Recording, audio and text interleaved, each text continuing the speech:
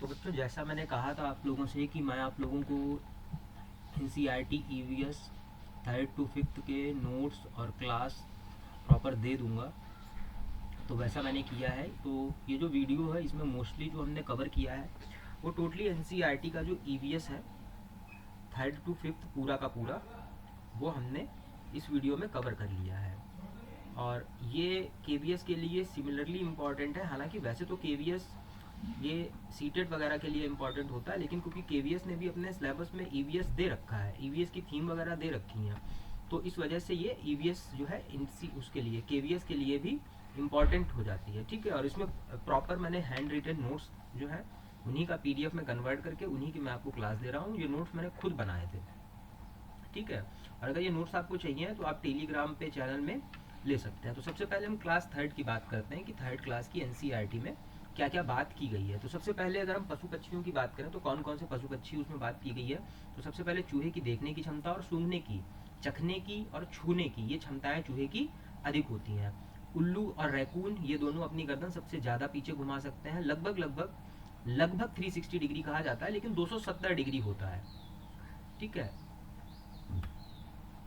फिर एक क्वेश्चन जो सीटेट में बहुत आता है, मैना झटके से अपनी गर्दन आगे पीछे कर सकती है। उल्लू अपनी गर्दन को पूरा टर्न कर सकता है दूसरी तरफ, लेकिन मैना ऐसे ऐसे ऐसे ऐसे अपनी गर्दन को आगे पीछे करती है तेज तेज। फिर चिड़िया जो है वो फलों को कीड़ों से बचाती है। चिड़ियों का काम क्या होता है? फलों को कीड़ों से बचाना। खान पान जो NCERT 3rd में बात की गई है वो कहाँ कहाँ की गई है? तो उसमें नागपुर की बात की गई है। नागपुर में लोग क्या करते हैं? दाल में चीनी डाल करके खाते हैं। क्वेश्चन ऐसे ही आता है कि कहाँ के लोग दाल में चीनी डाल करके खाते हैं, तो नागपुर के खाते हैं। श्रीनगर में लोग क्या करते हैं? कॉफ़ी के साथ में इलायची और बादाम खाते हैं। ये सीटेट में भी क्वेश्चन बहुत आता है, हाईलाइटर ले लेता हूँ।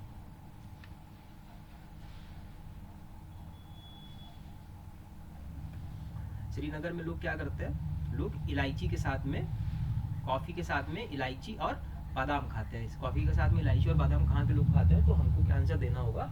श्रीनगर के लोग खाते हैं। और अगला आता है, यहीं श्रीनगर में ही जो डल झील है उसमें एक शिकारा जो नाव पाई जाती है जिसको हाउस बोट कहते हैं, उसका नाम क्या होता है? शिकारा कहते हैं। इसी को, मतलब यही हाउस बोट ही होती है, इसी को शिकारा कहते हैं। फिर आगे क्वेश्चन बनता है राजस्थान से कि बज्जू गांव, बज्जू गांव कहाँ है? बज्जू गांव राजस्थान में है।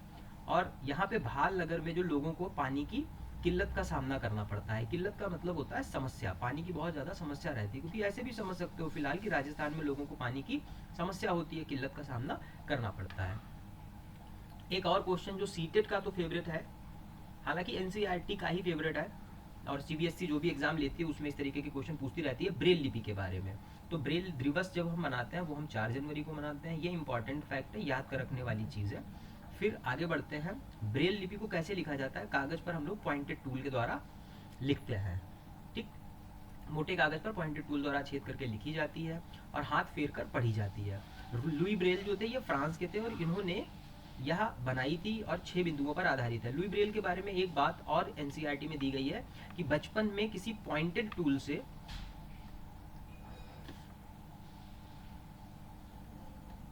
इनकी आंखें चली गई थी। कोई पॉइंटेड टूल था जो इनकी आंखों में लग गया था और इनकी आंखें चली गई थी। उसके बाद में इन्होंने बड़े होकर के अपना ब्रेल लिपि से पढ़ाई शुरू करी थी। इसमें शिक्षण शास्त्रीय बिंदु भी आते हैं। जो पैडागॉजिकल पॉइंट होता है वो इस चैप्टर में क्या आया था कि बच्चों को प्रतीकों के माध्यम से नक्शे के बारे में ज्ञान प्राप्त कराया जा सकता है और पानी के पुनः प्रयोग पर बहस कराई। ये इसलिए हमने शिक्षण शास्त्रीय बिंदु इसमें डाल दिए। वैसे तो ये सीटेट में ही था सिर्फ, क्योंकि जो डिस्क्रिप्टिव एग्जाम हो रहा है उसमें डिस्क्रिप्टिव में पता नहीं है कि वो EVS से किस तरीके का क्वेश्चन पूछ सकते हैं। तो अगर वो इस तरीके से पूछते हैं तो इसमें इस चीज़ को डाला लिखा जा सकता है कि बच्चों को प्रतीकों के माध्यम से नक्शे के बारे में ज्ञान प्राप्त कराया जा सकता है। चलिए अगला देखते हैं, अगली स्लाइड में क्या है। तो अगली जो है अभी हमारे पास में क्लास 3rd की एक और है कि खाने की चीज़ें। तो NCERT पूरी, मैं आपको बता रहा हूँ, NCERT क्लास 3rd की पूरी NCERT में खाने की जितनी चीज़ें हैं वो सारी की सारी मैंने लिखी है। ऐसा नहीं है कि हमने कुछ लिख लिया कुछ नहीं लिखा। तो लिंग हू फेन एक डिश है, लिंग हू फेन एक डिश है जो कहाँ खाई जाती है? जो हांगकांग में खाई जाती है और ये सांप से बनती है। वैसे ही मछली से 2 क्वेश्चन बनते हैं। एक तो मछली को मस्टर्ड तेल, मस्टर्ड किसको कहते हैं? मस्टर्ड कहते हैं बेटा सरसों को। तो सरसों के तेल में मछली कहाँ खाई जाती है, ये क्वेश्चन बनता है। और दूसरा, नारियल के तेल में मछली कहाँ खाई जाती है, ये क्वेश्चन बनता है। तो देखो, कश्मीर में खाई जाती है सरसों के तेल में, क्योंकि कश्मीर में नारियल के पेड़ तो है नहीं, क्योंकि नारियल के पेड़ कहाँ होते हैं, समुद्र के किनारे। और दूसरा है गोवा, तो गोवा में मछली किस में खाई जाएगी, नारियल के तेल में। ठीक है। केरल के लोग टैपियोका खाते हैं। टैपियोका एक आलू के जैसा होता है, मतलब थोड़ा सा बड़ा होता है, आलू के जैसा होता है, उसी को टैपियोका कहते हैं। तो वो टैपियोका एक उसका जो डिश बनती होगी, जो भी बनती होगी, उसको खाते हैं। केरल के लोग क्या खाते हैं, टैपियोका कहाँ खाया जाता है, केरल में खाया जाता है। फिर इसी में एक चीज़ होती है कि झारखंड की भाषा, तो झारखंड में संथाली भाषा जो है वो झारखंड में बोली जाती है। और झारखंड में एक और भाषा बोली जाती है जिसको कुडुक कहते हैं। और ये कुडुक भाषा जो है, ये भी हमारी एनसीईआरटी में ही दी हुई है, शायद 4th या 5th किसी क्लास में दी हुई है, अभी आगे आ जाएगा 4th में अगर होगा तो। एक कविता है इसी में क्लास 3rd में, पत्तियां करके, वो इंपॉर्टेंट है क्योंकि वो 1-2 बार सीटेट में पूछी गई है, जिसको लिखा है विजेंद्र पाल सिसोदिया ने। ठीक है। और विष्णु चिंचलाकर, ये कलाकार है, आर्टिस्ट हैं, ये कहाँ के रहने वाले हैं, तो ये इंदौर मध्य प्रदेश के रहने वाले हैं। इस पॉइंट को ऐड करने के पीछे जो रीज़न है वो ये है, क्योंकि आपके जो केवीएस टायर 2 का सिलेबस है, उसमें सिलेबस में विजुअल आर्ट भी दिया हुआ है। तो विजुअल आर्ट से हो सकता है इस तरीके से क्वेश्चन पूछ दिया जाए कि सूखे पत्तों से सुंदर चित्र बनाने वाले जो कलाकार विष्णु चिंचलाकर हैं वो किस राज्य से संबंधित है ना। तो इसलिए इस चीज़ को थोड़ा सा ध्यान रखिएगा। फिर उसके बाद में एनजीटी आता है, इसको नेशनल ग्रीन ट्रिब्यूनल बोलते हैं। एसटीपी सीवेज ट्रीटमेंट प्लांट होता है, और डब्ल्यूटीपी वाटर ट्रीटमेंट प्लांट होता है। ठीक है। और सीवेज ट्रीटमेंट प्लांट का मतलब क्या होता है, प्लांट का मतलब क्या होता है, जो सीवेज वाला पानी होता है उसको रिफाइन करके, उसमें जो गंदगी होती है उसको निकाल करके जो बचा हुआ पानी होता है, उस सीवेज के उस पानी को दोबारा से यूज करना, ये दोनों रिसाइकल के लिए यूज होते हैं। ठीक है। तो ये दूसरी चीज़ है, ये इसलिए भी याद रखना है कि एसटीपी डब्ल्यूटीपी का नाम इसलिए भी याद रखना है कि अगर ईडब्ल्यूएस में मान लीजिए आपके पास में कोई क्वेश्चन आता है, अगर डिस्क्रिप्टिव लिखने पे आ जाता है पोल्यूशन पे, तो आप पोल्यूशन में इन दोनों चीज़ों का नाम यूज कर सकते हैं। ठीक है। फिर यहीं पे बायोलॉजी से जुड़ा हुआ एक पॉइंट मुझे मिल गया था कि जो मनुष्य का वॉइस बॉक्स होता है इसको लैरिंक्स बोलते हैं, जिसको स्वर यंत्र बोलते हैं, गले में होता है, गले के आगे वाला जो हिस्सा होता है उसको लैरिंक्स बोलते हैं। लेकिन पक्षियों का जो वॉइस बॉक्स होता है उसको हम लोग सेरिंग्स बोलते हैं, उसको सेरिंग्स बोलते हैं। और दूसरी चीज़ जो होती है, पक्षियों में मूत्राशय नहीं होता, जो यूरिनरी ब्लैडर होता है, जहाँ पे यूरिन स्टोर होता है बॉडी के अंदर, जहाँ पे यूरिन स्टोर होता है, वो पक्षियों में नहीं होता है। लेकिन 2 पक्षी ऐसे होते हैं जिनमें यूरिनरी ब्लैडर होता है। वो कौन कौन से होते हैं, एक तो हमारा शुतुरमुर्ग होता है और दूसरा अमेरिकन रिया होता है। ये बर्ड होती है, ये दोनों बर्ड होती है, क्योंकि हमने सीधी सी बात पहले बोला था ना कि पक्षियों में यूरिन ब्लैडर नहीं होता है, लेकिन शुतुरमुर्ग और अमेरिकन रिया इन दोनों में यूरिन ब्लैडर होता है, मतलब यूरिन स्टोर कर सकते हैं। ठीक है। 3rd में इतना ही था। अब बाकी, क्योंकि 3rd में हमने चैप्टर वाइज इसलिए नहीं बनाया क्योंकि चैप्टर में बहुत ज़्यादा था नहीं। अब 4th से जो है वो चैप्टर वाइज है कि जिस चैप्टर में भी कोई भी ऐसे पॉइंट हैं जो इम्पोर्टेंट हैं, जिनसे क्वेश्चन आ सकते हैं, तो वो हमने चैप्टर के हिसाब से कर दिया। जैसे असम, ये बहुत ही फेमस है, बहुत बार क्वेश्चन सीटेड वाले बच्चे जिन्होंने सीटेड दिया वो जानते हैं कि बांस का पुल से क्वेश्चन आता है कि असम में बांस के पुल पे जो है वो बनाया जाता है, बांस का पुल होता है नदी पार करने के लिए, है ना। लद्दाख में हम लोग कैसे पार करते हैं, तो ट्रॉली होती है, ऐसे 2 पहाड़ों के बीच में ऐसे स्टील का वायर बंधा होता है, उसमें एक ट्रॉली लटकती रहती है, उस ट्रॉली से हम लोग एक जगह से दूसरे जगह आते जाते हैं। केरल में क्या होता है, एक केरल में वल्लम होती है। वल्लम जो है वो एक छोटी नाव होती है, ये केरल में एक छोटी सी नाव होती है जिसको हम लोग वल्लम कहते हैं। केरल में भी एक और नाव भी आएगी। अच्छा, एक और नाव अभी आई थी जम्मू कश्मीर में, तो जम्मू कश्मीर में जो हाउस बोट होती है उसको क्या कहते हैं हम लोग, सिकारा कहते हैं। और केरल में जो नाव होती है उसको क्या कहते हैं, वल्लम कहते हैं। राजस्थान में कैसे चलते हैं, ऊँट गाड़ी से।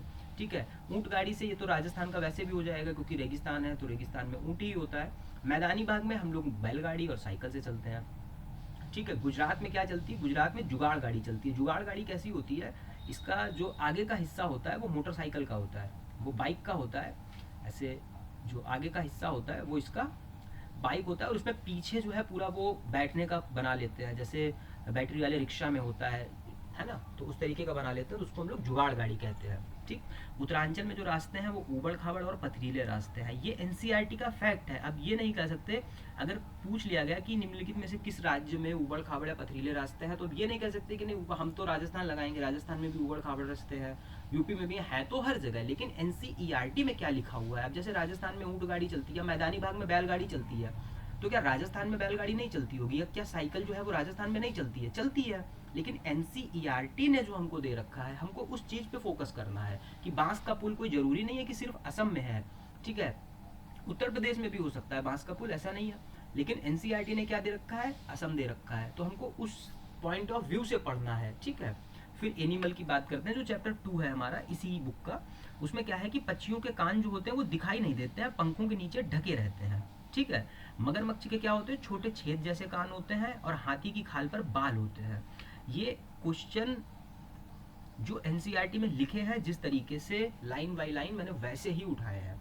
और यहाँ पे ये चीज़ भी लिखी हुई थी कि अगर कान बाहर है और शरीर पर बाल है तो वो जो है वो बच्चों को जन्म देते हैं। ऐसे कोई भी होता है जिसके कान बाहर हो, जैसे इंसान है तो ये इंसान के कान कैसे होते हैं, बाहर होते हैं, ठीक है, और उसके शरीर पे बाल होते हैं, तो वो क्या बच्चों को जन्म देता है। और कान जिसके हमें नहीं दिखाई देते हैं और बाल भी नहीं होते हैं, ठीक है, वो क्या देते हैं, वो अंडे देते हैं। जैसे मुर्गी, अब कहो मुर्गी के तो बाल होते हैं, मुर्गी के बाल नहीं होते हैं बेटा, वो पंख होते हैं, है ना, कि फेदर और हेयर दो अलग अलग चीजें हैं। चिड़ियों के क्या होते हैं, बाल नहीं होते हैं, चिड़ियों के पंख होते हैं। तो चिड़ियों के पंख होते हैं और कान भी नहीं होते हैं बाहर, तो वो क्या देते हैं, अंडे देते हैं। और बाल होते हैं जिनके और कान बाहर होते हैं, वो क्या होते हैं, वो किस चीज को जन्म देते हैं, वो बच्चों को जन्म देते हैं, ठीक। यही इसी चैप्टर में एक शिक्षण शास्त्री बिंदु भी लिखा हुआ था कि सजा देने की प्रवृत्ति को कम करना चाहिए और अनुशासनात्मक या अनुशासन को प्रोत्साहित करना चाहिए। ठीक है, आगे बढ़ते हैं, अगले चैप्टर में देखते हैं क्या है। अगले चैप्टर में, ये इसी चैप्टर 2 की बात कर रहे हैं, विभिन्न चिड़िया। इसमें से भी क्वेश्चन आता है, जैसे उसमें ईवीएस थर्ड क्लास में क्वेश्चन था ना, उल्लू और रकून वाला, उल्लू रकून मैना। वैसे इसमें क्या है, गिद्ध। गिद्ध बहुत ऊंचे उड़ता है और मरे हुए जानवर खाता है। गिद्ध बहुत ऊंचे उड़ता है, मरे जानवर खाता है। कबूतर का क्या होता है, चोंच गुलाबी होती है और जो पंख है वो ग्रे कलर के होते हैं।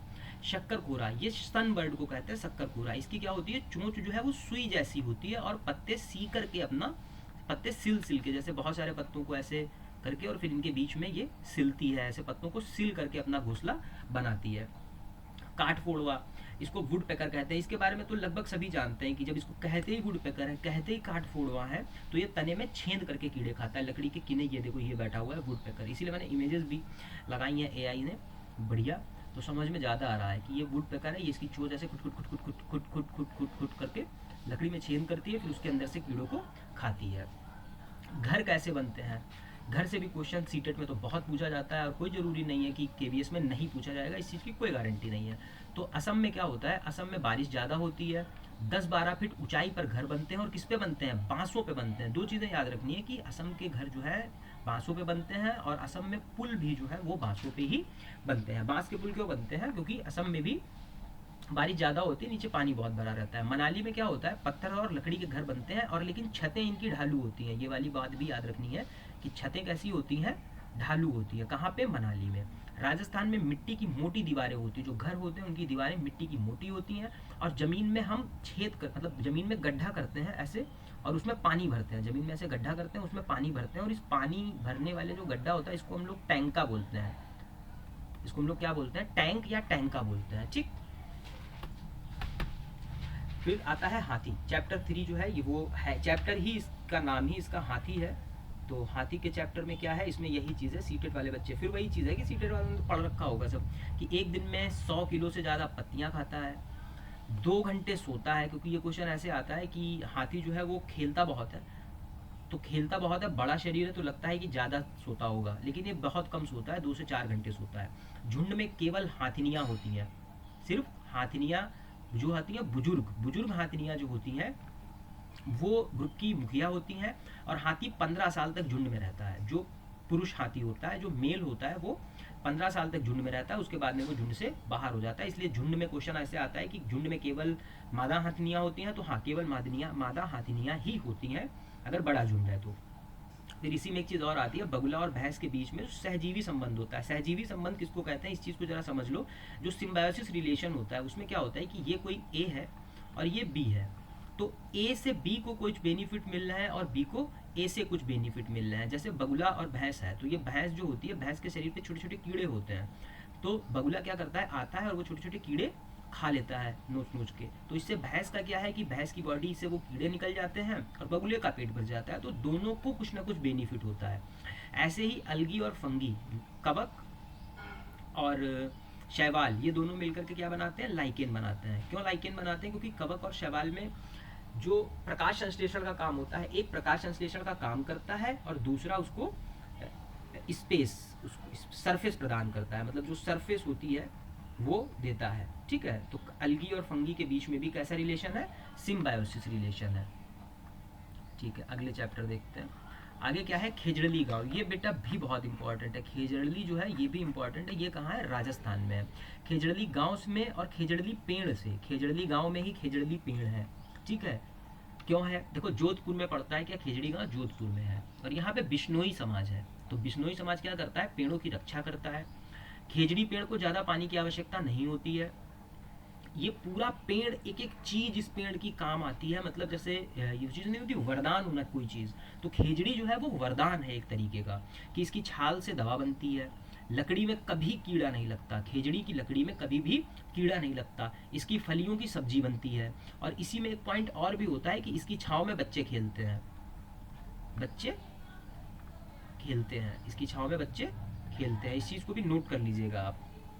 फिर दूसरा गांव जो हमारा आता है, ये बोचहा गांव आता है, लेकिन ये बोचहा गांव के नाम से चैप्टर नहीं है, चैप्टर अनीता कुशवाहा नाम से है, ये गर्ल स्टार थी। ठीक है, तो ये बोचहा कहाँ पड़ता है, बोचहा गांव मुजफ्फरपुर बिहार में पड़ता है, बोचहा गांव मुजफ्फरपुर बिहार में पड़ता है। अब ये क्यों था, इसमें निशुल्क शिक्षा और निशुल्क और अनिवार्य शिक्षा की बात करी गई है। तो ये आर्टिकल मैंने अपने तरफ से ऐड कर लिया कि आर्टिकल 21A जो है ये मौलिक अधिकार में है, निशुल्क तथा अनिवार्य शिक्षा की, और आर्टिकल 45 जो है ये DPSP में है, निशुल्क और अनिवार्य शिक्षा से रिलेटेड। ठीक है, तो इसको देख लीजिएगा, मतलब याद रख लीजिएगा तो ज़्यादा अच्छी बात है। और बिहार के बारे में एक और बात है कि लीची उत्पादन में बहुत आगे है, और 2005 में बिहार को GI टैग भी मिला था लीची के लिए। ठीक, अब चैप्टर क्यों इंपॉर्टेंट है, क्योंकि ये मधुमक्खियां जो हैं, मधुमक्खियां शहद बनाती हैं इन्हीं लीची के फूल से। मधुमक्खियां शहद किससे बनाती हैं, लीची के फूल से। मधुमक्खी पालन की बात कर लेते हैं। अच्छा, मधुमक्खी पालन को हम लोग क्या कहते हैं ये भी बता दें तुम लोगों को, इसको एपीकल्चर बोलते हैं। मधुमक्खी पालन को एपीकल्चर बोलते हैं इंग्लिश में, ये वोकैब में भी आ सकता है। अक्टूबर से दिसंबर तक अंडे देती हैं, और रानी मक्खी अंडे देती है, बाकी कुछ भी काम नहीं करती। रानी मक्खी का काम क्या होता है, सिर्फ और सिर्फ अंडे देना, उसके अलावा कोई काम नहीं करता। जो श्रमिक मधुमक्खियां होती हैं, जो श्रमिक मधुमक्खियां होती हैं वो रस लाती हैं, और नर कोई काम नहीं करते। और ये सामाजिक प्राणी है, क्योंकि मधुमक्खियां जो है वो ग्रुप में रहती हैं, तो झुंड में रहने की वजह से हम मधुमक्खियों को क्या कहते हैं, सामाजिक प्राणी। वैसे ही चींटी, दीमक, ततैया ये भी समूह में रहते हैं, ये भी सामाजिक प्राणी है। चींटी, दीमक और ततैया भी क्या है, सामाजिक प्राणी है। ये मैंने मकड़ी नहीं है इसलिए ऐड कर दिया, क्योंकि एक बार सीटेट में क्वेश्चन आया था कि निम्नलिखित में से कौन सा सामाजिक प्राणी नहीं है, तो वो मुझे याद था कि हाँ उसमें मकड़ी था ऑप्शन में, तो मैंने मकड़ी ऐड कर दिया। मकड़ी सामाजिक प्राणी नहीं है, क्योंकि मकड़ी अकेले रहती है, उसका कोई समाज नहीं है। इसमें जो शिक्षण शास्त्रीय बिंदु है इस चैप्टर में वो क्या है, वो है सामूहिक भावना का विकास करना। क्योंकि देखो इसमें हमने क्या बताया, सामाजिक प्राणियों की बात करी ना, कि मधुमक्खी भी ग्रुप में रहती है, अंडे देती है, मिलजुल के काम करती है, रानी मधुमक्खी अंडे देती है। तो बच्चों में सामूहिक भावना का विकास करने के लिए, ठीक है, सहयोगात्मक रवैया बढ़ाने के लिए, ठीक, children have to encourage to get information about insect and animal. हाँ, ये तो बच्चों को वो करना चाहिए, थोड़ा सा मोटिवेट की जो है, मोर टू मोर इन्फॉर्मेशन इकट्ठी करो जानवरों और इंसेक्ट के लिए, मतलब कीड़ों और जानवरों के। चलो आगे क्या है, अगला है चैप्टर 6, 7, 8। अच्छा, ट्रेन जर्नी। ये 6, 7, 8 मैंने एक में कंबाइन करके ही लिख लिए। अब देखो इसमें क्या क्या मुझे याद रखना है। एक तो ये वलसाड, वलसाड जो है गांधीधाम कच्छ में है, और ये गुजरात में है। यहाँ पे क्या होता है, ढोकला खाया जाता है, चटनी और नींबू वाले चावल। कोझिकोड कहाँ है, केरल में है। मडगांव गोवा में है। यहाँ की मिट्टी लाल है और हरियाली है। गोवा से केरल तक जाने में 92 सुरंग है, और टोटल 2000 पुल है। अब ये नहीं करना है ना कि हमें तो पता ही नहीं 92 है कि 97, हो सकता है 97 हो, या हम तो गोवा से केरल जाते हैं, हमने तो गिने थे 97, लेकिन हमें 97 नहीं लगाना ना, हमको तो ये लिखना है कि एनसीईआरटी कितनी कह रही है। एनसीईआरटी ने 92 सुरंग कहीं, तो 92 ही माननी है हमें। ठीक है, उडुपी एक जगह का नाम है जो केरल में है। उडुपी में क्या खाया जाता है, नारियल और चावल, नारियल चावल खाए जाते हैं उडुपी में। उडुपी तो एक रेस्टोरेंट भी है, ये सही है। ठीक, उडुपी केरल में है, और यहाँ पे नारियल चावल खाए जाते हैं। केरल का पहनावा कैसा है, सफ़ेद और क्रीम कलर की सूती धोती, जिसको लुंगी कहते हैं। जैसे जो आंध्र प्रदेश साइड में उसी चीज़ को हम लोग लुंगी बोलते हैं, और नॉर्थ इंडिया में उसकी को धोती बोली जाती है ना। तो भाई धोती और कमीज पहना जाता है वहाँ पे। ये याद रखना है कि वलियम्मा और अम्मूमा, अम्मूमा और वलियम्मा, वलियम्मा मौसी को कहते हैं, अम्मूमा नानी को कहते हैं। किस भाषा में कहते हैं? मलयालम भाषा में कहते हैं। ठीक, ये मैंने झारखंड का बताया था आपको पहले भी कि संथाली आई थी क्लास थर्ड में कि झारखंड की भाषा है, और झारखंड में एक कुडुक भाषा भी बोली जाती। मलयालम कहाँ की भाषा है? केरल की। कोंकणी कहाँ की है? गोवा की। गोवा में भी और कर्नाटक और महाराष्ट्र में भी कोंकणी बोली जाती है, क्योंकि कोंकणी जो है ये,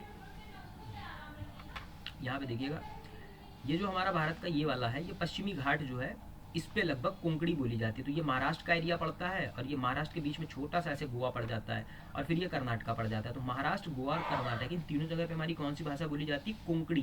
कहाँ गई कोंकणी? ये है कोंकणी। ठीक, कोंकणी बोली जाती है। कन्नड़ कहाँ बोली जाती है? कर्नाटका की। कन्नड़ कहाँ की भाषा है? कर्नाटका की भाषा है। तमिल तमिलनाडु की भाषा है। तेलुगु आंध्र प्रदेश की भाषा है। मैथिली बिहार की भाषा है। और ये तो एनसीईआरटी में दी हुई है, वहाँ पे है उनके हिसाब से। बाकी आप अपने हिसाब से भी सोच के देखिए कि आपको भाषाएं आती हैं या नहीं। जैसे मेवाती कहाँ की भाषा है? मेवाती बोली है, कहाँ बोली जाती है? ठीक है, ये राजस्थान में, मेवाती राजस्थान में बोली जाती है। ठीक है, अवधी, अवधी उत्तर प्रदेश में बोली जाती है ना। अवधी यूपी में बोली जाती है। इस चीज़ को भी याद रखिएगा थोड़ा बहुत, स्टैटिक का जो पार्ट होता है, क्योंकि पूछ सकते हैं। ईवीएस में नहीं पूछेंगे तो जीके भी तो है, जीके में पूछा जा सकता है। चैप्टर 9 में क्या है? कर्णम मल्लेश्वरी की बात करी गई है। तो कर्णम मल्लेश्वरी जो थी वो, हाँ ये भी है कि आंध्र प्रदेश में शादीशुदा लड़कियों को स्कूल भेजने का विशेष कैंप, ये चैप्टर में दिया हुआ था कि ये तब खोला गया था जिसके लिए हमने आर्टिकल 15-16 की बात करी थी कि आर्टिकल 15-16 आर्टिकल 15 कहता है ना कि धर्म, जाति, लिंग, जन्म स्थान, किसी भी आधार पर हम भेदभाव नहीं करेंगे, है ना, वहाँ से हो जाता है। फिर हुतुतु और छुत, ये कहाँ किस गेम के वर्ड है? ये कबड्डी के वर्ड है, क्योंकि ये जो सिलेबस दिया उसमें लास्ट में देखना, बिल्कुल लास्ट में, लास्ट वाली लाइन में गेम्स लिखे हुए हैं, बैडमिंटन, फुटबॉल, कबड्डी। तो इसलिए भी ये इंपॉर्टेंट हो जाता है कि कबड्डी में कितने खिलाड़ी होते हैं? 12 खिलाड़ी होते हैं, लेकिन मैदान में 7 खेलते हैं। जैसे क्रिकेट में 11 खिलाड़ी होते हैं, लेकिन 10 आउट हो जाने पर टीम आउट हो जाती है ना। कर्णम मल्लेश्वरी के बारे में बात कर लें तो 130 किलोग्राम का वजन इन्होंने, वेट इन्होंने 130 किलोग्राम का उठाया था। 12 वर्ष में इन्होंने वेट लिफ्टिंग शुरू करी थी। टोटल इन्होंने 29 मेडल जीते। आंध्र प्रदेश की रहने वाली हैं और पिता इनके पुलिस कांस्टेबल हैं। ये तो मेरे सीटेट के क्वेश्चन में आया था, जब मैंने सीटेट दिया था तब आया था कि कर्णम मल्लेश्वरी जिस राज्य की रहने वाली हैं उस राज्य की राजधानी क्या है। इस तरीके से कुछ क्वेश्चन आया था। तो वो कहाँ की रहने वाली हैं? आंध्र प्रदेश की रहने वाली हैं। फिर बात करते हैं फूलों की घाटी और पेंटिंग। तो सबसे पहले तो पता होना चाहिए कि फूलों की घाटी है कहाँ। फूलों की घाटी है उत्तराखंड में। और यहाँ पे एक घाटी और याद आ गई मुझे, जो शांत घाटी है। शांत घाटी कहाँ है? शांत घाटी या साइलेंट वैली, है ना, SILENT, साइलेंट वैली, शांत घाटी, ये कहाँ है? तो शांत घाटी जो है ये केरल में है। फूलों की घाटी उत्तराखंड में है और शांत घाटी केरल में है। ठीक है, पेंटिंग की बात करें, मधुबनी, मधुबनी पेंटिंग कहाँ की है? मधुबनी बिहार की है। ठीक है, मधुबनी जिला भी जो है, मधुबनी जगह भी जो है वो भी बिहार में ही है। ठीक, मधुबनी पेंटिंग बनती कैसे है? तो ये पिसे हुए चावल में हल्दी और रंग, रंग कैसे मिलाते हैं? रंग कौन से? ये आर्टिफिशियल रंग नहीं, फूलों का रंग मिला करके इंसान, जानवर और पेड़ों के चित्र बनाए जाते हैं। कहाँ बनाए जाते हैं? दीवार पर बनाए जाते हैं। इसके चित्र जो बनाए जाते हैं वो कहाँ पे बनाए जाते हैं? दीवार पे चित्र बनाए जाते हैं। ठीक है, कचनार के फूल, कचनार के फूल जो हैं ये यूपी में होते हैं। केले के फूल जो हैं वो केरल में होते हैं, क्योंकि केरल में केला ही बहुत ज़्यादा होता है। तो केले के फूल भी कहाँ होंगे? केरल में होंगे। एक कविता मैंने बचपन में पढ़ी थी, केरल के केले, केरल का पानी, केरल की नावें लंबी पुरानी। तो इसको याद कर लीजिए, केरल में जो फूल केला है वो सबसे ज़्यादा कहाँ होता है? केरल में होता है। सहजन के फूल जो होते हैं वो महाराष्ट्र में होते हैं, और सहजन के फूल महाराष्ट्र में खाए जाते हैं। ठीक है, हालांकि सहजन होता उत्तर भारत में भी है, लेकिन यूपी या उत्तर भारत में सहजन खाया बहुत कम जाता है, बहुत कम जगह पे सहजन खाया जाता है। ठीक है, लेकिन महाराष्ट्र में सहजन के फूल खाए जाते हैं। गुलाब जल और ग्लिसरीन और नींबू ये मिला करके लगाने से त्वचा नहीं फटती। इत्र नगरी कन्नौज को कहते हैं। इत्र कहाँ बनता है? कन्नौज में बनता है। इत्र नगरी भी कन्नौज को कहते हैं। ठीक है, आगे बढ़ते हैं। ठीक है, इसमें आप चैप्टर 12 और 13 पे आते हैं, घर और पानी। तो डेरा गाजी खान, ये भी एनसीईआरटी में टॉपिक दिया हुआ है। डेरा गाजी खान कहाँ है? पाकिस्तान में है। और सोहना गांव कहाँ है? ये हरियाणा में है। सोहना गांव में क्या होता है कि मिट्टी और गोबर की लिपाई की जाती है ताकि कीड़े ना लगें जमीन पे। और छत के लिए हम क्या करते हैं? नीम और कीकर की पत्तियां डाल देते हैं। नीम और कीकर की, क्योंकि पुराने समय में जो मकान बनते थे वो कच्चे मकान बनते थे ना, अब आज की बात नहीं है, अब आज तो हो सकता है कि पुताई लिपाई भी ना होती हो, गोबर की कहाँ ही लिपाई होती है, हर जगह फर्श बनी हुई है। लेकिन जो एनसीईआरटी में दिया हुआ है वो तो हमको पढ़ना ही है। तो मिट्टी और गोबर की लिपाई क्यों की जाती है? ताकि कीड़े ना लगे ज़मीन में। और नीम और कीकर की पत्तियां छत पर क्यों डाली जाती है? ताकि छत में दीमक ना लगे, क्योंकि छत में पहले बीम डाली जाती थी लकड़ी की, ऐसे लकड़ी के बड़े बड़े लट्ठे जो हैं, दीवार खड़ी करी जाती थी, उसके ऊपर लकड़ी के बड़े बड़े लट्ठे रख दिए जाते थे, उसके ऊपर मिट्टी से तोप दी जाती थी और उसको लीप दिया जाता था। ठीक है, तो ये पानी अंदर नहीं आता था और इस लकड़ी में कीड़े लग जाते थे, तो इसलिए हम क्या कर देते थे, अब नीम और कीकर की लकड़ी डाल देते थे। पानी में घुलने वाली चीज़ों को हम लोग कहते हैं विलेय, और ना घुलने वाली चीज़ों को कहते हैं अविलेय। मतलब जो घुल जाती है उनको हम लोग सॉल्यूबल कहते हैं, जो नहीं घुलती हैं उनको हम लोग इनसॉल्यूबल कहते हैं। घुल जाने वाली चीज़ों को सॉल्यूबल और ना घुलने वाली चीज़ों को इनसॉल्यूबल। ठीक है, फिर चैप्टर 14 पे आते हैं। बेलवनिका। बेलवनिका गांव कहाँ है? ये कर्नाटका में है।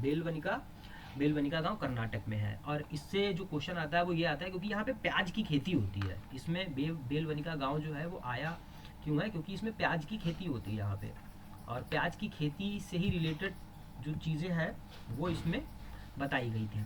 ठीक है, उड़ी गए किरी गए। ठीक है, ज़मीन सख्त होने पर खूंटी से नरम किया जाता है। जैसे जो हल चलाने वाला होता है, उस हल टाइप की खूंटी टाइप की, ऐसे एक सिंगल जो वो होता है हल, मतलब सिंगल उसमें वो होता है, उसको हम लोग खूंटी कहते हैं। फिर हल को कन्नड़ में कुरिगे कहते हैं, हल को कुरिगे कहते हैं। और इलिगे क्या होता है? प्याज को काटा जाता है। ये देखो, ये है, ये खूंटी है, ये किसान जो खूंटी लिए है ये खूंटी है, ये इरिगे है, ये इलिगे है, और ये कुरिगे है, ये कुरिगे है। कुरिगे मतलब हल। इस तरीके से होते हैं। फिर चैप्टर 16 की बात करते हैं, गिजू भाई बधेका और घोंसले।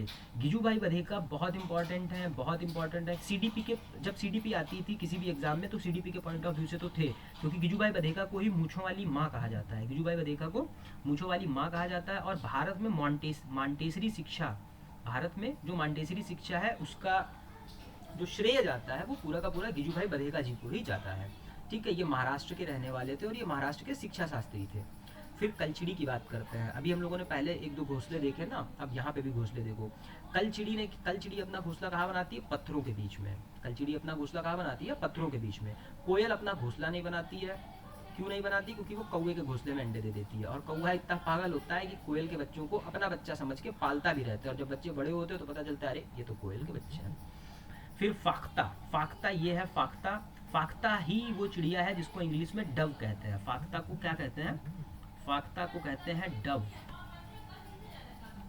फाख्ता का नाम क्या होता है इंग्लिश में? फाख्ता को क्या कहते हैं? डव कहते हैं। जो डव चिड़िया होती है, जो डव शैम्पू भी आता है वो भी, उस पर भी देखो एक चिड़िया बनी होती है, एक चिड़िया बनी होती है, वो यही चिड़िया होती है, फाख्ता होती है। फाख्ता को क्या कहते हैं? डव कहते हैं। और ये वो सॉरी ये तो वो है स्पैरो, ये है फाख्ता, ये वाइट कलर की नीचे यहाँ पे ये फाख्ता है। ठीक है, तो फाख्ता कहाँ पे अपने घोंसला बनाती है? कैक्टस के बीच में, जो कैक्टस होता है उसके बीच में बनाता है। और जो गौरैया होती है ये तो कहीं भी बना लेता है, और गौरैया को ही बसंत गौरी कहते हैं। ठीक है, गौरैया कहीं भी अपना घोंसला बना लेती है। गाँवों में जाकर के देखो, पेड़ के ऊपर बना लेगी, बिजली के खंभे पे बना लेगी, बिजली के तार होंगे उसमें बना लेगी, घर के अंदर अलमारी रखी होगी अलमारी के ऊपर बना लेगी। तो गौरैया अपना घोंसला कहीं भी बना लेती है। ऐसे याद कर लो कि गौरैया कहीं भी घोंसला बना लेती है, घरेलू चिड़िया भी इसीलिए गौरैया को बोलते हैं। फिर इसका जो चैप्टर 19 और 20 है, चैप्टर 19 और 20 जड़ें और बिहू। तो बिहू तो पता ही होना चाहिए कि बिहू जो है वो असम का है। बिहू कहाँ का त्यौहार है? बिहू असम का त्यौहार है। अब जड़ों की बात करते हैं तो रेगिस्तानी ओक आता है नाम, ऑस्ट्रेलिया का। इसमें पत्तियां कम होती हैं, जड़ें पेड़ से 30 गुना लंबी होती हैं। अगर पेड़ इसका 1 फुट का है तो जड़ें इसकी 30 फुट गहराई तक चली जाती हैं। ठीक है, तने में पानी जमा होता है और यही पानी पाइप डालकर निकाल लिया जाता है। असम में क्या है? बिहू कहाँ का है? असम का है। जब चावल की फसल पैदा होती है तो बिहू नृत्य किया जाता है। उरुका किसको कहते हैं? बिहू से जस्ट एक रात पहले वाली रात को उरुका कहते हैं। और बोरा, चेवा ये चावल की किस्में हैं। ठीक है, क्वेश्चन अगर उरुका आ जाता है तो फिर उरुका नहीं समझ में आता ना कि उरुका क्या होता है। हमने तो उरुका पढ़ा ही नहीं, उरुका क्या होता है। तो उरुका क्या होता है? उरुका बिहू से एक रात पहले का जो रात होती है, मतलब आज अगर बिहू है तो आज से पहले जो शाम होगी उसको क्या कहा जाता है? उसको उरुका कहा जाता है। और ये जो बोरा है ये क्या है? या बोरा या चेवा, ये चावल की किस्म होती है, काइंड ऑफ वैरायटी ऑफ चावल। फिर चैप्टर 23, 24, 25, 26 जितना भी मतलब एक में मटेरियल था वो एक में कर दिया मैंने। पोचमपल्ली कहाँ की है, आंध्र प्रदेश या तेलंगाना की है। अब तेलंगाना अलग हो गया 2014 में आंध्र प्रदेश से, तो इसलिए मैंने दोनों लिख दिए। आंध्र प्रदेश की है पोचमपल्ली, होती क्या है, साड़ी होती है। कुल्लू की क्या मशहूर है, शाल। असम का सिल्क। कश्मीर की कढ़ाई, ठीक है। कढ़ाई लखनऊ की भी फेमस है लेकिन एनसीईआरटी में नहीं दी है। अबू धाबी कैसा इलाका है, रेगिस्तानी इलाका है। यहाँ पे पेट्रोल ज़्यादा होता है और पानी से सस्ता है। मुद्रा दिरहम, ये दिहम गलत लिख गया है, ये दिरहम होती है। अबू धाबी की मुद्रा दिरहम है, ठीक है। और यहाँ पे खजूर के पेड़ होते हैं। चिट्टन चाचा को कहते हैं, कुंजम्मा चाची को कहते हैं, लेकिन किस भाषा में कहते हैं, मलयालम में कहते हैं। जैसे अभी मैंने बताया था ना, अम्मुमा वलियम्मा, अम्मुमा वलियम्मा, चिट्टप्पन, कुंजम्मा, ये चारों वर्ड किस भाषा के हैं, मलयालम भाषा के हैं, ठीक है। थन्ना मंडी कहाँ है, राजौरी। राजौरी कहाँ है, जम्मू कश्मीर में। थन्ना मंडी कहाँ है, राजौरी, जम्मू कश्मीर में। स्किटपो, स्किटपो किस तरीके के पुल को कहते हैं, जो लद्दाख में होते हैं। आमाले माँ को कहते हैं, आवाले पिता को कहते हैं, मेमेले दादा को कहते हैं। ये किस में कहते हैं, लद्दाख में कहते हैं। आमाले, आवाले, मेमेले, ठीक है। चलो आगे देखते हैं अगला क्या है। हाँ तो चलो यहाँ से क्लास 4 तक की जो है एनसीईआरटी है वो आपकी कंप्लीट हो गई है, और अब क्लास 5 की एनसीईआरटी को शुरू करते हैं। आधा घंटा हो गया है, चलो करा देते हैं आज ही, 20 मिनट और लगेगा। चलो 20 मिनट और लगेगा, जल्दी जल्दी देख लो। फिर क्लास 5 की ईवीएस जो है ये भी ख़त्म ही कर लेते हैं, 5th वाली ज़्यादा इंपॉर्टेंट भी है। चलो चैप्टर 1 जो है ये सुपर सेंसेस, बहुत इंपॉर्टेंट, क्योंकि ये जनरल लाइफ में पता होनी चाहिए कुछ चीज़ें। जैसे चींटियाँ, चींटियाँ कैसे चलती हैं, तो चींटियाँ जो है वो स्मेल छोड़ती चलती हैं। उनकी जो बॉडीली स्मेल होती है वो अपनी शरीर की जो महक होती है वो छोड़ते हुए चलती हैं, जिससे पीछे वाली चींटियाँ उनका रास्ता पहचानती हैं। रेशम का कीड़ा क्या करता है, जो मेल रेशम का कीड़ा होता है वो अपनी फीमेल को उसकी स्मेल से ही पहचानता है। अधिकतर मोस्टली जो हमारे इंसेक्ट्स होते हैं, मोस्टली जो जानवर होते हैं, वो अपनी फीमेल पार्टनर को उसकी स्मेल से ही पहचानते हैं। मच्छर क्या करता है, शरीर की गंध और तलवे की गर्मी से पहचानते हैं, ठीक है। अगर शरीर में परफ्यूम लगा के सो तो मच्छर नहीं आएंगे, मच्छर नहीं काटेंगे, इसीलिए वो ओडोमॉस जो होता है उसमें स्मेल होती है अलग तरीके की, तो मच्छरों को पता नहीं चलता है ह्यूमन की स्मेल आ रही है किस चीज़ की आ रही है, इसीलिए नहीं काटते हैं। काइट, ईगल और वल्चर, ये चील, बाज और गिद्ध, इनकी देखने की क्षमता, चील, बाज और गिद्ध हमेशा किस लिए जाने जाते हैं, देखने की क्षमता। इंसानों से 4 गुना ज़्यादा दूर से या 4 गुना बेटर देख सकते हैं, ठीक है, इसलिए हम इनको जानते हैं। इस कलर का पहले नहीं, ये चलेगा नहीं इस पे, ठीक है। रात में जागने वाले जो जानवर होते हैं उनको सिर्फ ब्लैक एंड वाइट दिखाई देता है, जैसे उल्लू और रकून। और उल्लू और रकून के लिए अभी मैंने क्लास 3rd में एक बात आई थी जो मैंने बताई थी, उल्लू और रकून एक काम और बहुत अच्छे से कर सकते हैं, वो तुम लोग कमेंट में बताओ, ठीक है। स्लॉथ की बात करते हैं। स्लॉथ तो सबसे आलसी जानवर है, ऐसे याद रखो। भालू जैसा दिखता है, 17 घंटे उल्टा लटक कर सोता है, 40 साल तक की जीता है, ठीक है। और स्लॉथ अपनी पूरी जिंदगी में 5 पेड़ों पे ही 5 पेड़ों पे अपनी जिंदगी बिता देता है। 5 पेड़ों पे कैसे, 8-8 साल एक पेड़ पर रहता है, जिस पेड़ पर रहता है उसी पेड़ की सिर्फ पत्तियां खाता रहता है, ठीक है। 8 साल एक पेड़ पर रहता है, 5 पेड़ पे जिंदगी, अपनी पूरी जिंदगी भरे में 5 ही पेड़ों तक वो जा पाता है, बस इतनी ही दुनिया स्लॉथ देख पाता है अपनी पूरी जिंदगी में। क्यों, क्योंकि आलसी है, 17 घंटे सोएगा, करेगा क्या। बाघ का क्या सीन है, बाघ हमसे 6 गुना ज़्यादा देख सकता है, ठीक। और बाघ की जो मूछें होती हैं, जिसको विस्कर्स बोलते हैं, विस्कर जो होती हैं, विस्कर वैसे तो बिल्ली की मूछों को बोलते हैं, इसको बाघ की मूछों को भी विस्कर्स ही बोलते हैं। तो विस्कर्स जो होती हैं उससे वो जो एयर में कंपन होता है, जो हवा में वाइब्रेशन होता है, वहाँ से वो पकड़ता है, जो उसको सेंस कर लेता है। कौन, बाघ, टाइगर, ठीक है। और इसकी जो दहाड़ होती है वो 3 किलोमीटर दूर तक सुनाई देती है। दूसरी चीज़, बाघ के बारे में, टाइगर के बारे में हमको एक चीज़ और पता होनी चाहिए कि किसी जानवर के चलने से जो पत्ते हिलते हैं और हवा से जो पत्ते हिलते हैं, इन दोनों पत्तों के हिलने में जो आवाज़ होती है उसके बीच का जो डिफरेंस होता है वो भी टाइगर सेंस कर लेता है, कि अगर कोई पत्ता हिल रहा है उससे जो आवाज़ आ रही है सरसर सरसर या फरफर फरफर, तो वो हवा की वजह से वो आवाज़ है, ये पेड़ हवा से हिल रहा है या किसी जानवर से हिल रहा है, तो उसको भी सेंस कर लेता है टाइगर, ठीक है। Jim Corbett national park 1973 Uttarakhand, ये भी इसी चैप्टर में दिया हुआ था।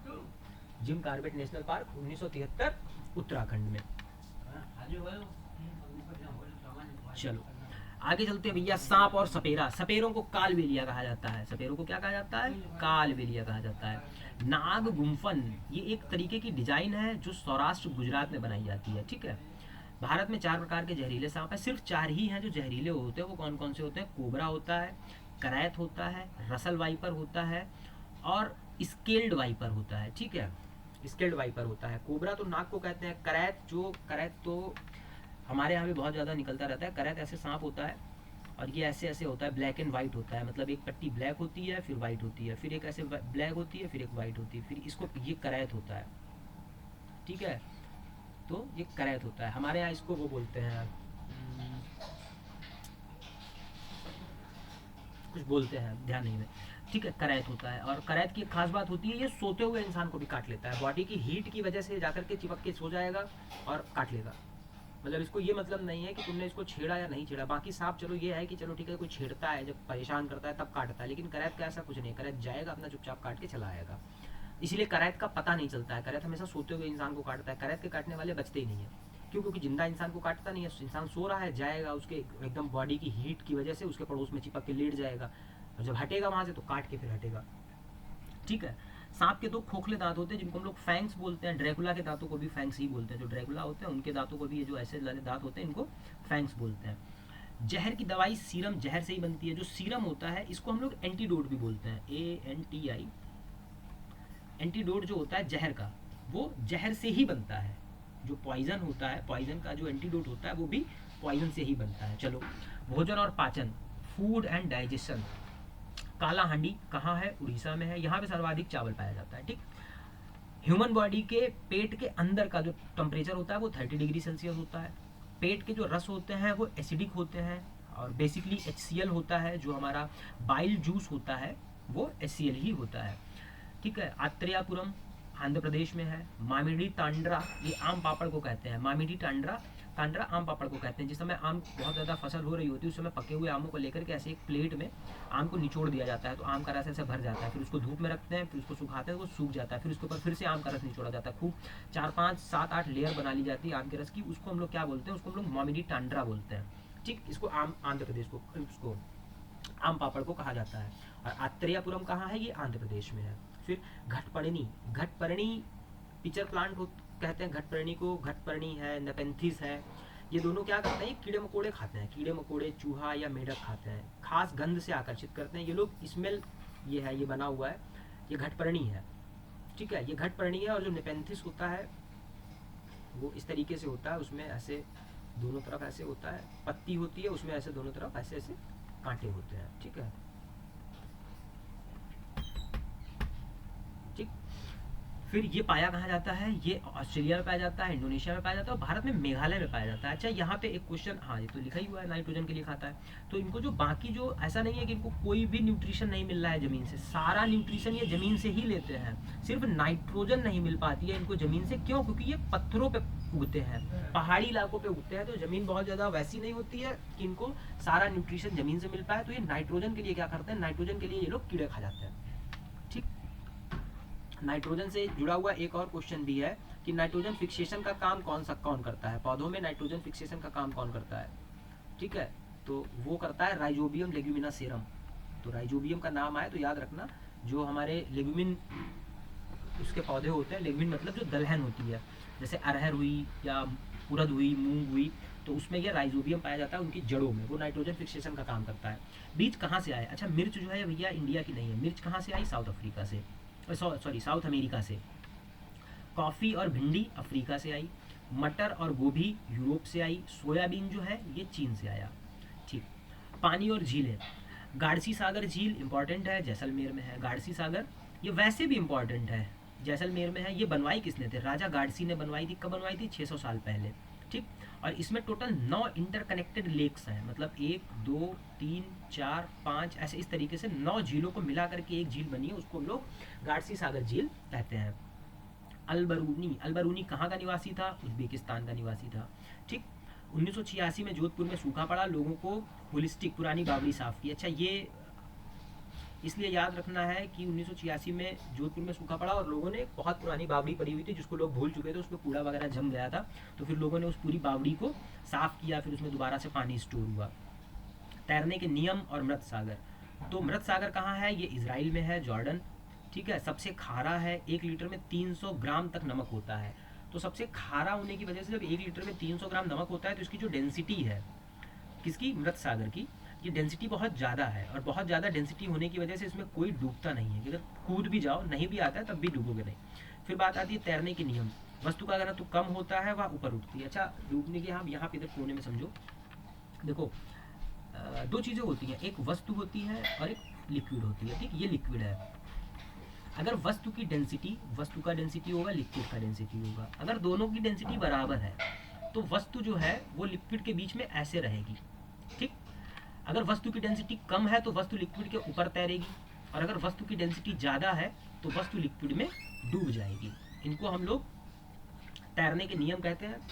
ठीक, और उत्प्लावन बल की वजह से ऐसा होता है। उत्प्लावन बल जो किसी वस्तु और लिक्विड के बीच में लगता है, ये साइंस का टॉपिक है, पढ़ाएंगे तो ज़्यादा टाइम लग जाएगा। इसके लिए मैं साइंस की वीडियोस बहुत जल्दी ही लाऊंगा, उसमें आप देख लीजिएगा, बिल्कुल क्लियर हो जाएगा, कोई दिक्कत नहीं है। फिर दांडी मार्च की बात की जाए तो ये 1930 में हुई थी। साबरमती से दांडी, महात्मा गांधी ने दांडी यात्रा की थी। कहाँ से गए थे? साबरमती आश्रम से अपने निकले थे और दांडी तक गए थे। कब हुई थी? 1930 में। याद कैसे करोगे? 1900 में नमक जो है वो 30 रुपये किलो हो गया था। तो 30 रुपये किलो बहुत महंगा हो गया था नमक, इसलिए गांधी जी ने कहा कि नहीं भैया, नमक तो सस्ता करना पड़ेगा। हालांकि जो मेन रीज़न था वो तो ये था कि अंग्रेजों ने उस पर टैक्स लगा दिया था नमक पे, तो इस टैक्स को हटाने के लिए दांडी यात्रा की गई थी। लेकिन याद करने का तरीका क्या है? तो याद तो ऐसे होगा ना कि कुछ ना कुछ तो तरीका ढूंढना पड़ेगा। ठीक है, मच्छर और मलेरिया। मलेरिया क्या होता है कि तालाब में मछली पाल लो, मछली पालने से क्या हो जाएगा? मछलियाँ जो होती हैं वो मच्छर के लार्वा को खा जाएंगी। लार्वा जो मच्छर की इनिशियल स्टेज होती है उसी को खा जाएंगी, तो मच्छर जो है बनेगा ही नहीं। ठीक, मलेरिया का पता किसने लगाया था? रोनाल्ड रॉस ने लगाया था, और इस चीज़ के लिए रोनाल्ड रॉस को नोबेल पुरस्कार मिला था 1902 में। फिर यहीं पे एक और चीज़ आती है, सिंकोना। सिंकोना एक पेड़ होता है, इस पेड़ की छाल से दवा बनती है, इस दवा को हम लोग कहते हैं कुनैन। ठीक है, जो मलेरिया में यूज़ होती है उसको कुनैन कहते हैं। फिर आती है एनीमिया। एनीमिया दो तरीके की होती है, एक तो नॉर्मल एनीमिया होती है, एक परनीसियस होती है। परनीसियस आगे बताएंगे। नॉर्मल एनीमिया क्या होती है? हीमोग्लोबिन की कमी से होती है। हीमोग्लोबिन या आयरन की कमी हो जाएगी तो नॉर्मल एनीमिया हो जाएगी, जिसको हम लोग कहते हैं खून की कमी हो जाना। ठीक, इससे इसका जो बढ़ेगा कैसे? आयरन कैसे बढ़ेगा? गुड़, आंवला और हरी सब्जी। गुड़ मतलब जैगरी, आंवला मतलब आंवला, और हरी सब्जी मतलब ग्रीन वेजीज। ठीक, नॉर्मल रेंज जो हमारी होती है इसकी हीमोग्लोबिन की वो 12 से 16 ग्राम पर डीएल होती है। ठीक है, 12 से 16 जीएम पर डीएल होती है। ठीक, बछेंद्री पाल की बात कर लेते हैं। तो पहली महिला थी जो माउंट एवरेस्ट पर चढ़ी थी। कब चढ़ी थी? 1994 में चढ़ी थी बछेंद्री पाल। बछेंद्री पाल के बाद में एक और महिला जो माउंट एवरेस्ट पर चढ़ी है उनका नाम है अरुणिमा सिन्हा, जिनके दोनों पैर कट गए थे एक ट्रेन दुर्घटना में। माउंट एवरेस्ट को ही नेपाल में सागर माथा कहा जाता है और अपने यहाँ तो माउंट एवरेस्ट कहा जाता है। फिर गोलकुंडा। गोलकुंडा है कहाँ? कर्नाटका में है। गोलकुंडा कहाँ है? कर्नाटका में है। कुतुब शाही सुल्तान ने 1518 से 1667 तक गोलकुंडा पे शासन किया। गोलकुंडा में टोटल 87 बुर्ज है, और बाहरी दीवार जो है वो किस चीज़ की बनी हुई है? मिट्टी की बनी हुई है बेटा। ठीक है, औरंगजेब ने आक्रमण किया था, और जब आक्रमण किया था तो जो तोपें थी और उसके जो गोले थे वो कांसे के बने थे, और कांसे से बने थे। ये बात इंपॉर्टेंट नहीं है, ये नहीं पूछा जाएगा कि जब औरंगजेब ने आक्रमण किया था तो तोप किस चीज़ की बनी थी या तोप के गोले किस चीज़ के बने थे। क्वेश्चन ऐसे आ जाएगा कि कांसा एक मिश्र धातु है जो मिलकर के बनती है, किससे? तो कांसा तांबा और टिन से मिलकर बनता है। कांसा किससे मिलकर बनता है? तांबा और टिन से। कॉपर और टिन से मिलकर के बनता है। ठीक है, ये चैप्टर ये भी इम्पॉर्टेंट है। सुनीता विलियम्स। ठीक है, सुनीता विलियम्स इसलिए फिर से इम्पॉर्टेंट हो गई ना, अभी वो अंतरिक्ष में फंस गई थी। ठीक है, तो सुनीता विलियम्स पृथ्वी से 360 किलोमीटर ऊपर गई। कब गई थी? ये 2006 में गई थी, और अभी दोबारा से ये जाकर के फंस गई हैं, मतलब अब तो वापस आ गई हैं। अंतरिक्ष में गुरुत्वाकर्षण नहीं होता है, इसलिए चीज़ें तैरती रहती हैं, ये बात भी पता होनी चाहिए। ठीक, नील आर्मस्ट्रांग 1969 में कहाँ गए थे? चांद पर जाने वाले पहले व्यक्ति बने थे। शूटिंग स्टार, अच्छा भारत के जो राकेश शर्मा हैं वो कब गए थे, कहाँ गए थे, ये बताइएगा आप कि राकेश शर्मा कहाँ गए थे? चंद्रमा पे गए थे, अंतरिक्ष में गए थे, कब गए थे? ठीक है, फिर शूटिंग स्टार जो होते हैं उल्का पिंड को कहते हैं। उल्का पिंड जो होते हैं इनको शूटिंग स्टार कहते हैं, और ये जैसे पृथ्वी के वातावरण में आते हैं और जो पृथ्वी के वातावरण में घर्षण होता है, जो वायु है, जो वहाँ पे धूल के कण हैं, उनसे जब रगड़ते हैं तो वो जलने लगते हैं, जो उल्का पिंड होते हैं वो। ठीक है, और फिर बात करते हैं अडालज। अडालज ये चैप्टर 12-13 में अडालज क्या है? अडालज तो अडालज नाम का वर्ड तो नहीं होना चाहिए इसमें।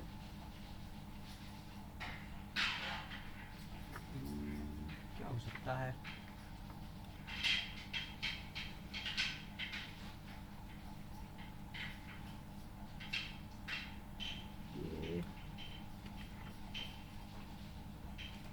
अडालज ही होना चाहिए। अच्छा, अहमदाबाद गुजरात में, हाँ ठीक है बेटा, अडालज ही है। मुझे नाम थोड़ा सा अजीब लग रहा था कि अडालज क्या है। तो अडालज की बावड़ी जो है ये अहमदाबाद में है, गुजरात। अहमदाबाद कहाँ है? गुजरात में। ठीक, फिर पेट्रोल की बात करते हैं। 12-13 चैप्टर दोनों है। तो पेट्रोल में क्या है? केरोसिन, डीजल, पेट्रोल, मोम, कोलतार, एलपीजी, इतनी चीज़ें हमें पेट्रोलियम से प्राप्त होती है, जिसको हम कच्चा तेल कहते हैं, क्रूड ऑयल। तो क्रूड ऑयल में ये सब कुछ होता है, केरोसिन भी होता है, डीजल, पेट्रोल, मोम, कोलतार और एलपीजी। और इसी में वैसलीन जो लगाते हैं ना, पेट्रोलियम जेली, वो भी इसी से निकलती है। फिर लेह की बात कर लेते हैं। लेह इस समय है कहाँ? लेह लद्दाख, ऊपर जम्मू कश्मीर के ऊपर पड़ता है। तो ये सूखा है, समतल है, ठंडा रेगिस्तान कहते हैं। क्यों ठंडा रेगिस्तान कहते हैं? क्योंकि यहाँ पे भी बारिश नहीं होती, बारिश नहीं होती। और रेगिस्तान हम उस जगह को कहते हैं जहाँ पे बारिश नहीं होती, ना कि बालू वाले स्थान को। ऐसा नहीं है कि बालू है तो रेगिस्तान है। रेगिस्तान लद्दाख भी है, लेकिन लद्दाख कैसा है? कोल्ड डिजर्ट है। और राजस्थान कैसा है? हॉट डेजर्ट है। ठीक है, यहीं पे लेह लद्दाख में जुले जुले, जुले जुले का मतलब होता है वेलकम। अगर अगली बार लद्दाख जाना तो वहाँ पे कोई लद्दाख वाला मिले तो उससे क्या कहोगे? जुले जुले। तो जुले जुले मतलब वेलकम।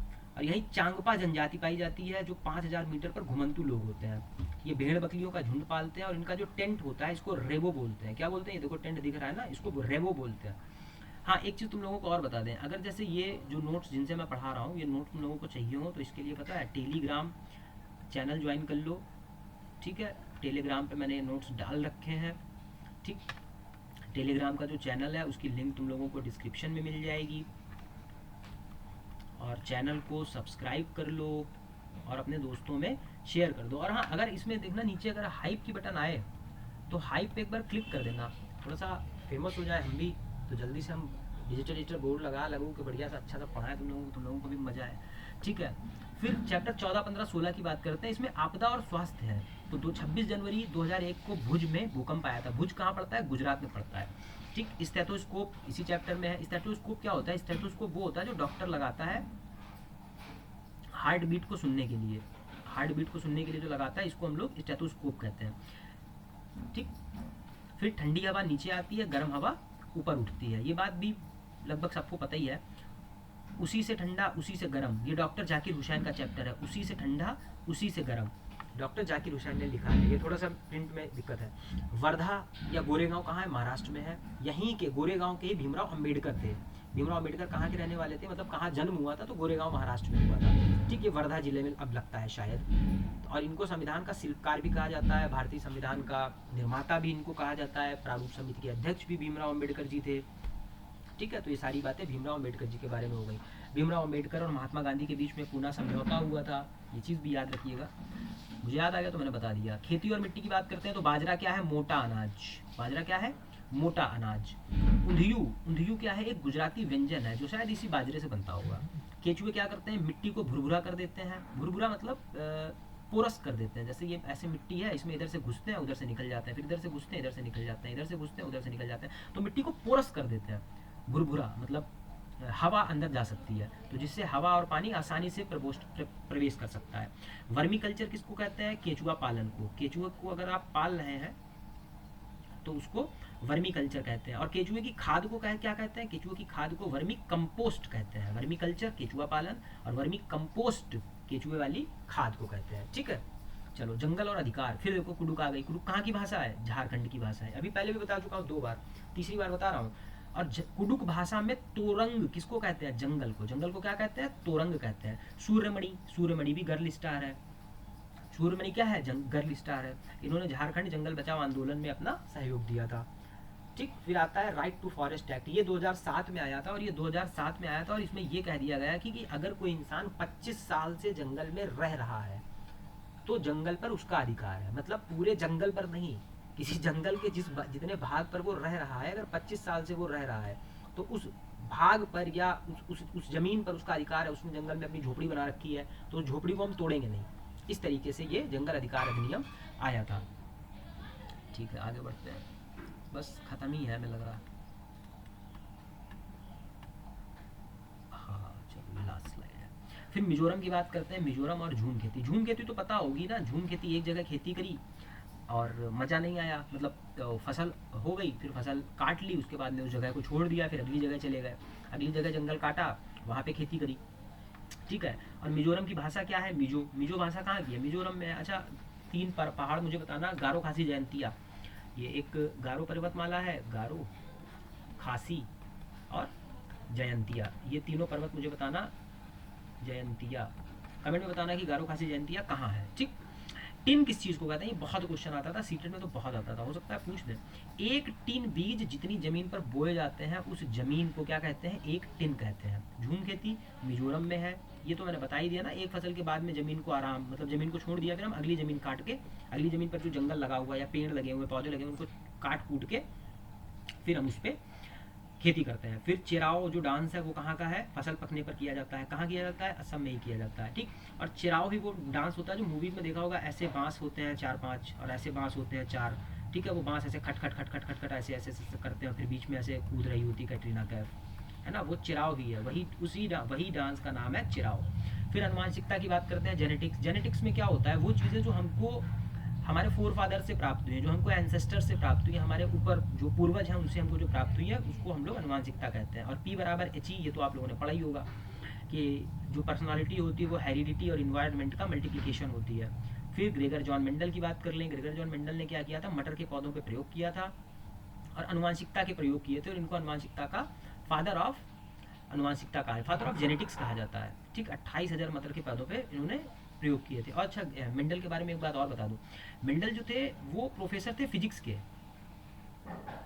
ठीक है, HYSICS, वो प्रोफेसर थे फिजिक्स के, वो खोज करना चाह रहे थे फिजिक्स में, लेकिन उन्होंने खोज किस में कर दी, बायो में। ठीक। फिर आता है पोलियो। पोलियो अनुवांशिक नहीं है बल्कि वायरस द्वारा फैलता है। ये क्वेश्चन भी हो सकता है इस तरीके से पूछ दिया जाए कि ना निम्नलिखित में वायरस द्वारा कौन सा रोग फैलता है, तो पोलियो फैलता है। अच्छा, वायरस से जो रोग होते हैं उसके लिए मैंने ट्रिक शायद अपलोड कर दी है या नहीं अभी की है, वो मैं कर दूंगा। उसमें मैंने सारे रोगों का बताया। जैसे पंडित का ट्रिक न्यू है बैक्टीरिया, तो बैक्टीरिया से कौन कौन से रोग होते हैं, तो वो पंडित का ट्रिक न्यू है वाला। तो फिलहाल अभी तो टाइम वीडियो ज़्यादा लंबा हो गया, वरना मैं बता देता। अब आप बताइए कि क्या आपको याद हुआ कुछ इसमें से। अगर याद हुआ है तो बहुत अच्छी बात है, नहीं याद हुआ है तो वीडियो को दोबारा देख लीजिए और एक रफ पेपर अपने पास में रख के बैठिए और जल्दी जल्दी नोट कर लीजिए। कोई भी पॉइंट नोट कर लीजिए, तो उससे ये हो जाएगा कि आप रिवाइज कर पाएंगे, क्योंकि टाइम बहुत ज़्यादा नहीं है। और चैनल को सब्सक्राइब कर लीजिए आगे आने वाली वीडियोस के लिए, और PDF नोट्स के लिए जो है आप टेलीग्राम चैनल ज्वाइन कर लीजिए। सारे नोट्स वहाँ पे फ्री हैं, सारे चैप्टर के नोट्स आपको मिल जाएंगे, स्टैटिक GK के नोट्स आपको मिल जाएंगे, इवन हिंदी, इंग्लिश। ठीक है, वो सारे नोट्स आपको वहाँ पे टेलीग्राम चैनल पे मिल जाएंगे। ठीक है, और तब तक के लिए आप आराम कीजिए और बाकी सब्जेक्टों को रिवाइज कीजिए, पढ़िए, क्योंकि KVS TRE 2 वालों का तो 26 दिन है और उस 26 दिन में पूरी तरीके से मेहनत करनी है, as much as you can. ठीक है, अपना 100% दीजिए, पढ़िए, और जहाँ पे मेरी मदद चाहिए आप बता दीजिए, टेलीग्राम पे मैसेज कर दीजिए, मुझसे जितना हो पाएगा उतना मैं करूँगा। ठीक है बच्चों, थैंक यू।